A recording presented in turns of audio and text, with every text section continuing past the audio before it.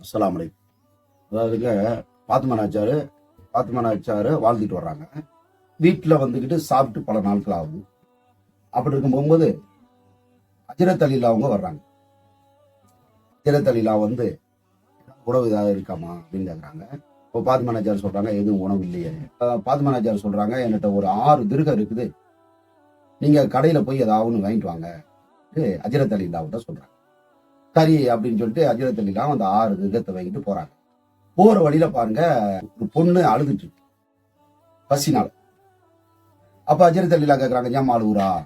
அப்ப அந்த பொண்ணு சொல்லுது நான் சாப்பிட்டு பல நாட்கள் ஆகுது. அப்போ உடனே ஹஜ்ரத் அலிலா அவங்க என்ன செய்றாங்க, அந்த காசு 6 திருகம் பாத்துமனாச்சார் கொடுத்தாங்கல்ல, அதை அந்த பொண்ணுகிட்ட கொடுக்குறாங்க. அந்த பொண்ணுகிட்ட கொடுத்து வச்சுக்கமா, உன்னுடைய தேவை ஏதாவது வாங்கி நீ சாப்பிட்டுக்கமா அப்படின்னு சொல்லிட்டு கொடுத்துட்டு கொஞ்ச நேரம் கழிச்சு பாக்குறங்க ஹஜ்ரத் அலிலா அவங்க ரொம்ப யோசனை பண்றாங்க. பாத்துமனாச்சாரு சாப்பிட்டு பல நாட்கள் ஆகுது. அதுக்கு என்ன செய்யறாங்க, ஹஜ்ரத் அலிலா அவங்க ரொம்ப கஷ்டப்படுறாங்க. என்ன இந்த மாதிரி நம்ம கொடுத்துட்டோமே, நம்ம என்ன பண்றது பாருங்க, அல்லாவுடைய ஒரு கிருபை பாருங்க. அப்ப ஹஜ்ரத் அலிலா அவங்க அப்படியே மனசுல நினைச்சிட்டு அப்படியே போறாங்க. அப்ப அந்த இடத்துல ஒரு ஆள் வர்றாங்க, ஒரு சகப்பு ஒட்டகத்தை எடுத்துட்டு வர்றாங்க.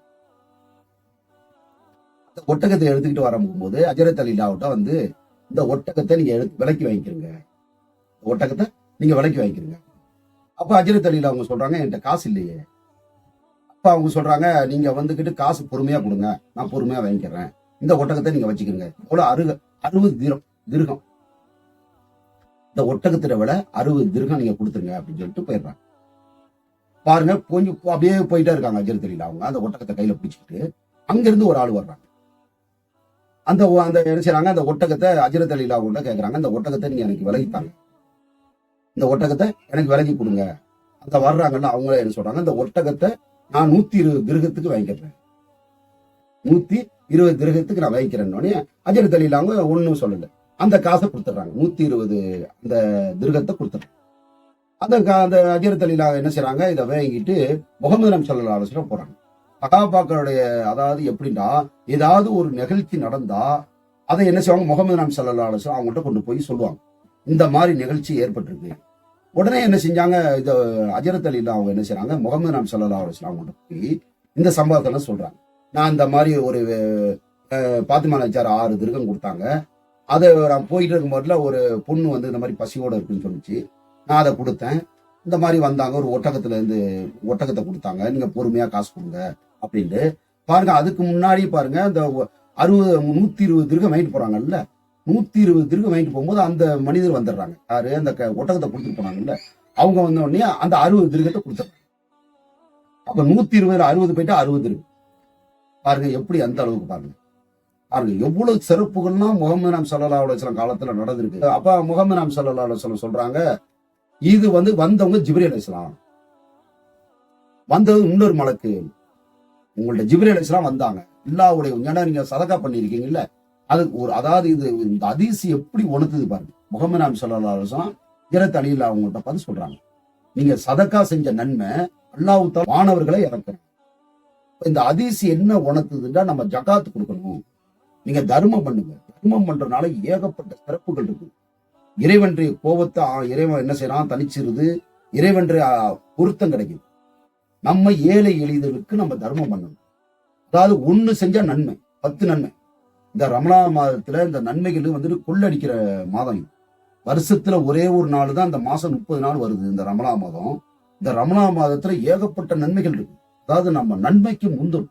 நீங்க 10 ரூபா செஞ்சிலாக்க 1000 ரூபாய் நன்மை, 1 செஞ்சிலாக்க கோடிக்கணக்கு நன்மை. ஹதீஸ்ல சொல்றாங்க நன்மைக்கு கணக்கு கிடையாது.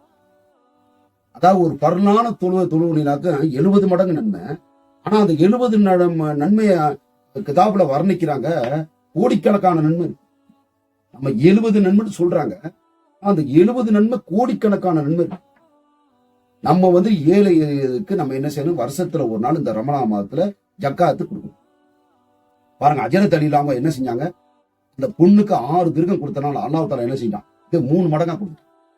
நம்ம வந்துகிட்டு இந்த ரமலான் மாதத்துல அல்லாஹ்வுடைய ஏழை எளியருக்கு கொடுக்கணும். நீங்க நன்மையை கொள்ளடிங்க, நன்மையை நம்ம என்ன செய்யணும், அதாவது முன்னாடி சஹாபாக்கள்லாம் அதுல உள்ள தார்க்கத்தை தெரிஞ்சு வச்சு அவ்வளவு பெரிய சிறப்புகள் இருக்கு. ஒரு நன்மை செஞ்சா எத்தனை நன்மை பாருங்க, 10, 100, லட்சக்கணக்கு, கோடிக்கணக்கு. அப்ப அந்த நன்மை நம்ம என்ன செய்யணும்? அந்த நன்மையை அழகான முறையில நம்ம என்ன செய்யணும்? இந்த மாசத்துல நம்ம என்ன செய்யணும்? அதை நம்ம அழகான முறையில என்ன செய்யணும்? அந்த நன்மைகளை நம்ம கண்ணியப்படுத்தணும். நன்மைக்கு முந்தும். இத சகாபாக்களையும் நபிமார்களையும் நம்ம பின்பற்றணும். ஏன்னா அறிவாளி, இந்த உலகத்துல அறிவாளின்னு கேட்டா நபிமார்கள் தான். நன்மைகளை நம்ம என்ன செய்யணும்? சகாபாக்கெல்லாம் போட்டி போடுவாங்க. அவ்வளவு பெரிய சிறப்புகள் இருக்கு.